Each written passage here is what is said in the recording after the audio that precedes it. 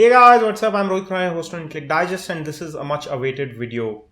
We have the Yu Yutopia here, and I'm gonna give you my review of the Yu Yutopia. And towards the end of the video, I'll tell you 8 reasons why this phone is worth buying and 5 reasons why you should probably not buy this phone. So keep watching towards the end. I'll talk comprehensively about everything that you need to know before you make a purchase decision. Let's get started.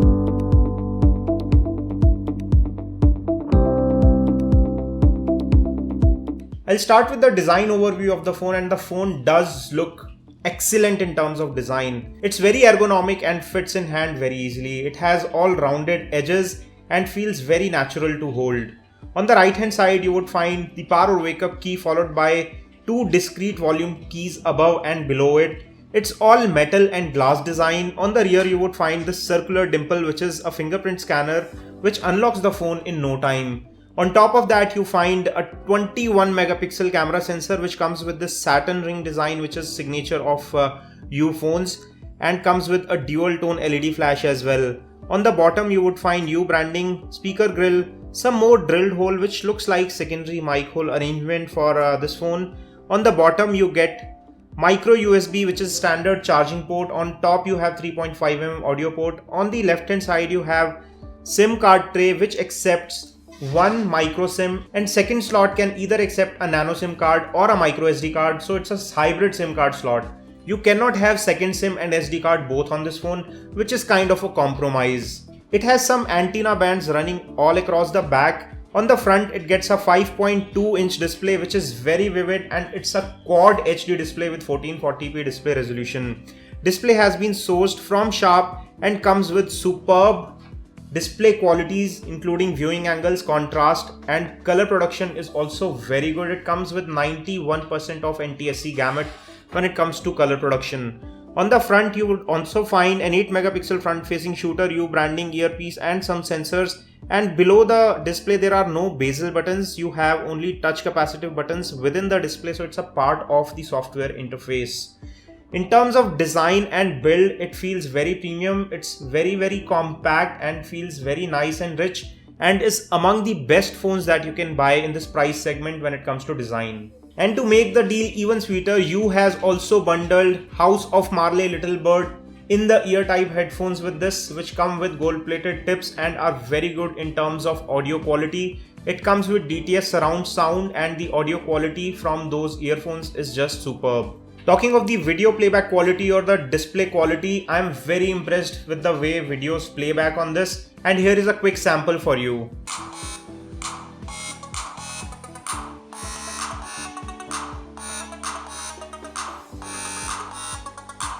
In terms of audio quality test, we are pleased with the way the music sounds on earphones. It's loud, clear, punchy, and with DTS surround sound it makes the sound effects even better. It has audio effects software of Cyanogen Mode 12.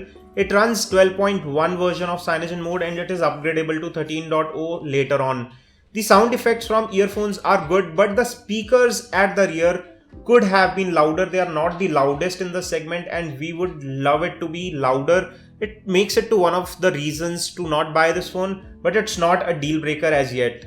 Talking of cameras, the 21 megapixel rear shooter is capable of taking good quality pictures both outdoors and indoors, comes with HDR, and takes very sharp images both in low light and moderate light condition. It comes with optical image stabilization, 4K video recording at 30 frames per second, and it does stabilize the videos to a good extent, also handles the exposure pretty well.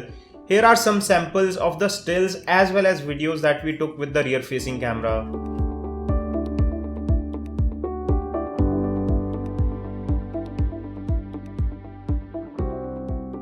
This is an outdoor 4K video recording sample with the Yu Yutopia. You can see the level of video stabilization here. I'm walking and this camera is handheld, and this is the 4K footage. Let me try to change the exposure and see how the dynamic range changes.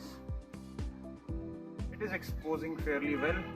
This was just a quick rear camera video sample. Talking of the front facing 8 megapixel shooter, it does take good quality selfies with good detailing and very wide angle lens, so captures a lot of detail around you, so you can take group selfies as well. Here are some samples of the front facing camera pictures as well as a front facing video that we shot with this phone. This is a front facing video sample recorded with the Yu Yutopia, and you can judge the quality based on this clip, and the audio is also being picked from the phone. Talking of specifications and performance, we tested on AnTuTu and got a score of close to 57,000. It is among the best that we have seen on Android phones so far. It is paired with a Snapdragon 810 octa-core chipset, has 4 gigs of RAM. It's a DDR4 RAM which is among the fastest. It is coupled with 32 gigs of internal memory, out of which around 22 gigs is user available, and there is also an option of expanding the memory by adding a micro SD card. In terms of specification and performance, I'm really bowled over by this phone, but there is still some heating exhibited when you play heavy games and run heavy applications, which is a trait of Snapdragon 810 chipset. However, it did not feel so bad. The ambient temperature around when we are testing this is around 20-22 degrees, and the maximum temperature that we recorded on the back, which gets slightly hotter, is around 35 degrees. So there is a 12 degrees delta when you are playing heavy games. But still, at 35 degrees, the phone felt warm at best and not very hot. So it is still usable, and it does look very nice when it comes to graphics performance even when the phone is hot. So it is not throttling. If you are concerned about gaming performance, the gaming performance does not degrade even when the phone gets warm, and it's a treat for gamers. Now I'll talk some software features. It supports USB OTG pen drives. Yes, it has USB OTG support. There is also an LED notification provided just above the charging port at the bottom. You also get Cyanogen Mode 12.1 on this, which runs on top of Android 5.1.1, which is among the later versions of Android.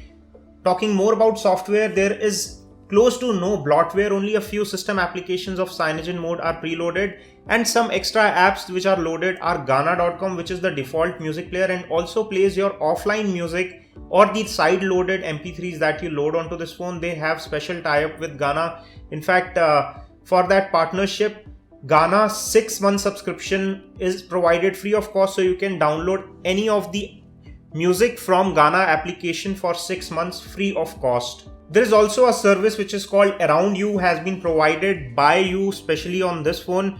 When you swipe from right side towards the left, you would find this Around You service where you can do things like booking cab, ordering food, finding restaurants nearby, finding hotels, finding flight, train information, etc.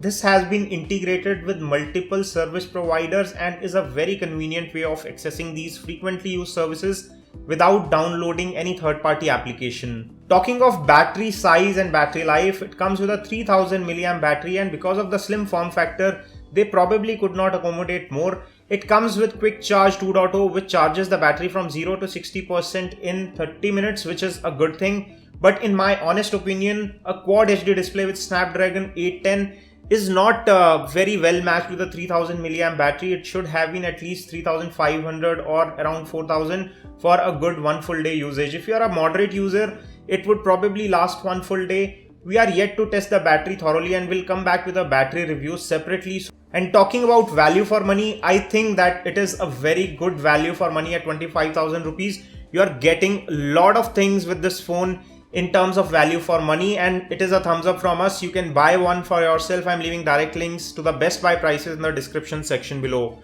Now let me quickly wrap up my review by giving you 8 reasons why you should buy this phone and 5 reasons why you should not buy. I'll start with reasons to buy.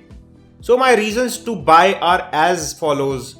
First reason is design and build quality. Second is the display quality. Third is the premium quality earphones bundle which sound great. Fourth is the fingerprint scanner that you get. Fifth is the camera performance of this phone.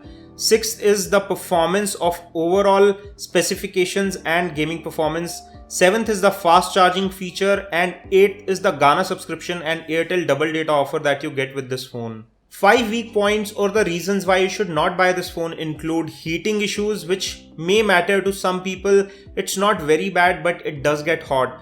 And second weak point is the battery size. We believe that the battery size should have been larger. Third weak point is missing NFC. Fourth reason is the hybrid dual SIM card slot. So you cannot run 2 SIM and a micro SD card. You have to choose either between a second SIM card slot or a memory card. And last but not the least, the speakerphone quality. The speakerphone could have been louder. It is not among the loudest that we have heard. So here was our wrap up of reasons to buy and not buy, and besides the low points, it has a lot of up points and it is still a very good buy in 25,000 rupees.